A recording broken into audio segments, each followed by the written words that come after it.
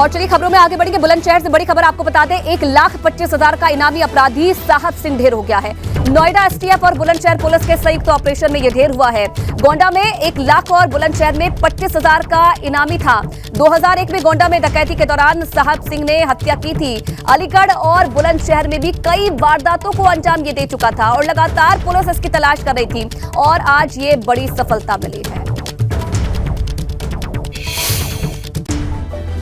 1.25 लाख के इनामी साहब सिंह को आज बुलंदशहर पुलिस ने ढेर कर दिया है। ज्यादा जानकारी के लिए हमारे साथ एसएसपी बुलंदशहर श्लोक कुमार मौजूद है, उनसे जानते हैं। सर, ये कितने का इनामी था और कहां का इसने घटनाओं को अंजाम दिया था सर, और जो ढेर हुआ है? ये कल देर रात्रि एक पुलिस इंगेजमेंट के दौरान, जिसमें कि थाना गुलावटी और एसटीएफ की संयुक्त टीम मौजूद थी, एक अपराधी जिसका कि नाम साहब सिंह है और उसके ऊपर लगभग आधा दर्जन मुकदमे पंजीकृत हैं, वो मुठभेड़ के दौरान मारा गया। उसके ऊपर 1 लाख रुपए का इनाम जनपद गोंडा के एक डकैती के मुकदमे में और 25,000 का इनाम जनपद बुलंदशहर से घोषित था। इसके ऊपर लगभग आधा दर्जन मुकदमे पंजीकृत हैं, जिसमें डकैती और डकैती के दौरान हत्या करने जैसे गंभीर धाराओं में मुकदमे पंजीकृत हैं। इस संबंध में बॉडी को अभी पोस्टमार्टम के लिए भेज दिया गया और हम लोग अग्रिम विधिक कार्रवाई इसमें सुनिश्चित कर रहे हैं। सर, जो एनकाउंटर है वो कौन से क्षेत्र में हुआ था? ये जैसा मैंने बताया, थाना गुलावटी की पुलिस टीम और एसटीएफ की टीम थी। थाना गुलावटी क्षेत्र में ये मुठभेड़ हुई है और इसमें हमारे 3 जवान भी घायल हुए हैं, जिनको उपचार हेतु अस्पताल में भर्ती कराया गया है। तो ये थे एसएसपी बुलंदशहर श्लोक कुमार, जो बता रहे थे कि जो 1.25 लाख का इनामी है साहब सिंह, वो मुठभेड़ में ढेर हो चुका है। और साथ ही आपको बता दें कि 3 पुलिसकर्मी भी घायल हैं, जिनको उपचार के लिए जिला अस्पताल में भर्ती कराया गया है। अनुभव शर्मा, एबीपी गंगा, बुलंदशहर। बुलंदशहर का ये पूरा मामला, और आपने सुना एसएसपी को किस तरीके से इस पूरे ऑपरेशन को अंजाम दिया गया, इसके बारे में जानकारी देते हुए भी नजर आए।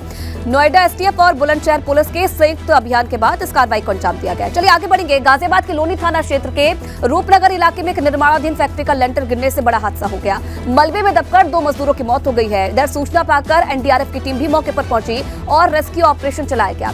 मलबे से 6 मजदूरों को निकालकर अस्पताल में भर्ती करवाया गया है, लेकिन 2 मजदूरों की इस हादसे में मौत हो गई।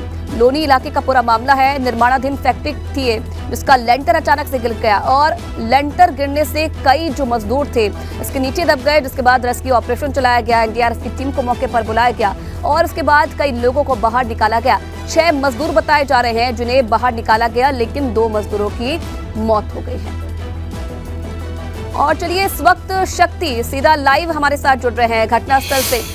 शक्ति, अपडेट क्या है? क्या जो रेस्क्यू ऑपरेशन है वो खत्म हो चुका है या अभी भी जारी है? जरा जानकारी दीजिए।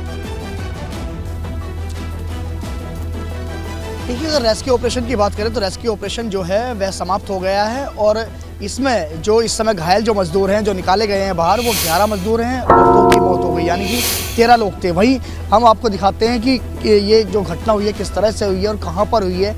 ये फैक्ट्री है, निर्माणाधीन फैक्ट्री है। यहाँ पर लेंटर डाला जा रहा था, आधे हिस्से में लेंटर डाल दिया गया था और बताया ये जा रहा, जो इसकी वजह बताई जा रही है कि यहाँ पर जो मट्टी थी वह मट्टी भराव के लिए जो लाई गई थी वह कच्ची थी और जो बल्लियाँ थी उनकी हाइट इतनी नहीं थी कि वो हाइट पूरी ऊपर प्रॉपर तरीके से ऊपर की तरफ जो लेंटर है, जहाँ पर लेंटर डल रहा है, वो वहाँ तक पहुँच सके। तो बीच में एक जॉइंट लगाया गया था। हम अंदर की तरफ चलते हैं और अंदर की तरफ तस्वीरें दिखाते हैं कि किस तरह से यहाँ पर जो हादसा हुआ है वह किस तरह से हुआ है और जो रेस्क्यू टीम है उसे यहाँ पर जो रेस्क्यू ऑपरेशन है उसे करने में कितनी दिक्कतों का सामना आया। ये एक ही रास्ता है, जिस रास्ते से हम आगे की तरफ बढ़ रहे हैं, ये एक ही रास्ता है जहाँ से जो रेस्क्यू टीम है वह अंदर गई। जो एनडीआरएफ के जो लोग थे वह अंदर गए, वही जो लोग थे आसपास के वो सबसे पहले यहाँ पर पहुँचे। ये कल यानी कि कल 3 बजे का ये पूरा घटनाक्रम मामला है और रात के 1 बजे तक यहाँ पर रेस्क्यू ऑपरेशन चला।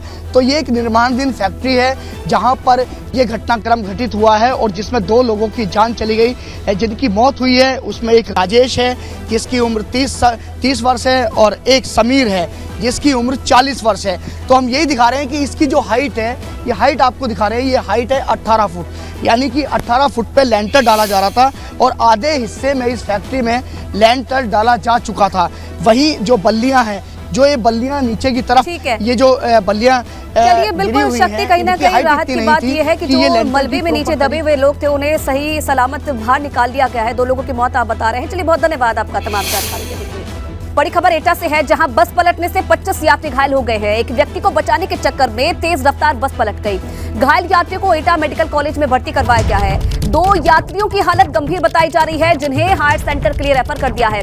रोडवेज की बस टूंडला से बरेली जा रही थी और मिरहची थाना क्षेत्र के सिरसा टिप्पू के पास एक राहगीर को बचाने की कोशिश में अचानक से ये बस पलट गई, जिसमें 25 से ज्यादा जो यात्री हैं वो घायल बताए जा रहे हैं। मौके की तस्वीरें भी आप देखिए किस तरीके से एक राहगीर को बचाने के चक्कर में पूरा हादसा पेश आया, जिसमें 25 यात्री घायल। चलिए आगे बढ़ेंगे तो आज से यूपी विधान मंडल का बजट सत्र शुरू हो रहा है। राज्यपाल के अभिभाषण के साथ सत्र की शुरुआत होगी। 11 बजे सत्र की कार्यवाही की शुरुआत होगी। दोनों सदनों की संयुक्त बैठक को राज्यपाल का संबोधन, ये बड़ी जानकारी मिल रही है। कुछ ही समय बाद 11 बजे यानी सत्र की कार्यवाही शुरू होगी। राज्यपाल के अभिभाषण के साथ ही आज सत्र की शुरुआत होने वाली है।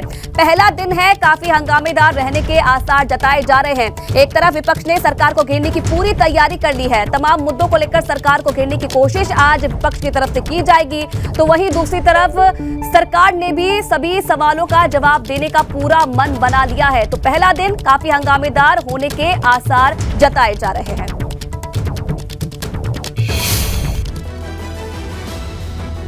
तो बजट के हंगामेदार होने के आसार है। कौन कौन से मुद्दे हैं जिन्हें लेकर हंगामा देखने को मिल सकता है, पॉइंट्स के जरिए जरा समझिए। यूपी विधानसभा का आज से बजट सत्र है, उसकी शुरुआत होने जा रही है। 10 मार्च तक यूपी का बजट सत्र चलेगा और पहले दिन की अगर बात की जाए तो राज्यपाल आनंदीबेन पटेल का अभिभाषण के साथ सत्र की शुरुआत होगी। इसी के साथ दोनों सदनों को संबोधित करेंगी राज्यपाल आनंदीबेन पटेल और सरकार को घेरने की विपक्ष ने पुख्ता तैयारी कर ली है। तमाम मुद्दे हैं, कानपुर देहात कांड, महंगाई पर हंगामा संभव है और इसी के साथ साथ बेरोजगारी और बुलडोजर कार्रवाई पर भी हंगामा संभव माना जा रहा है। बजट सत्र से पहले विपक्ष धरना प्रदर्शन करेगा। चौधरी चरण सिंह की प्रतिमा के सामने धरने की तैयारी विपक्ष की तरफ से की गई है। तो कानपुर कांड, बेरोजगारी और तमाम ऐसे मुद्दे हैं जिन्हें लेकर विपक्ष सरकार को घेर सकता है। और चलिए लखनऊ से इस वक्त संवाददाता शैलेश अरोड़ा सीधा लाइव हमारे साथ जुड़ रहे हैं। शैलेश, आज से बजट सत्र की शुरुआत होने वाली है। अगर पहले दिन की बात की जाए तो पहला दिन कैसे अहम रहने वाला है, क्योंकि हंगामेदार होने के आसार जताए जा रहे हैं। कौन कौन से मुद्दे हैं जिन पर हंगामा आज हो सकता है? तो देखिए, आज अगर बात करें विपक्ष की जो तैयारी है वो सरकार को कानून व्यवस्था के मुद्दे, बेरोजगारी को मुद्दा बनाना और ये तमाम वो विषय होंगे जिन पर सरकार को घेरने का काम किया जाएगा। विषय पे चर्चा आगे भी करेंगे, लेकिन उससे पहले एक नज़ारा दिखाते हैं कि इस समय विधानसभा के आसपास किस तरह की कड़ी सुरक्षा व्यवस्था की गई है। क्योंकि आज देखिए विपक्ष का, जैसा हमने पहले भी कहा कि विपक्ष जो है वो सदन शुरू होने से पहले ही धरना प्रदर्शन, हंगामा कर सकता है। ऐसे में आप देखिए कि किस तरह से दूर दूर तक आपको नजर आएगा। भारी संख्या में पुलिस बल को यहाँ पर तैनात किया गया है। ये विधानसभा के सामने का इलाका आप देखते हैं, विधानसभा के ठीक सामने आप देख सकते हैं ये पुलिस कमिश्नरेट लखनऊ जो है उसकी गाड़ी, तमाम आला अधिकारी जो है वो राउंड कर रहे हैं। एसीपी, डीसीपी, तमाम पुलिस के लोग यहाँ पर पहुंचे हुए हैं। पीछे की तरफ चलते हैं और दिखाते हैं इस गाड़ी के पीछे भी किस तरह से ट्रेनिंग चल रही है। जो पुलिसकर्मी हैं उनको, जो ऑफिशियल्स हैं वो समझा रहे हैं कि आपको कैसे अलर्ट रहना है। वो भी तस्वीरें दिखाते हैं। ये देखिए पुलिस की जो ब्रीफिंग होती है, अधिकारी जो है वो लगातार कर रहे हैं कि आपको किस तरह से अलर्ट रहना है यहाँ पर।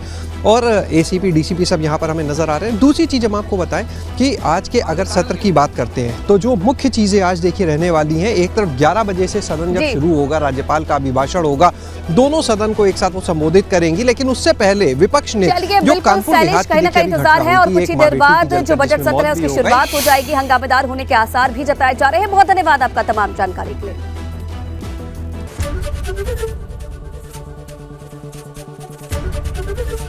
एबीपी गंगा, खबर आपकी, जुबान आपकी।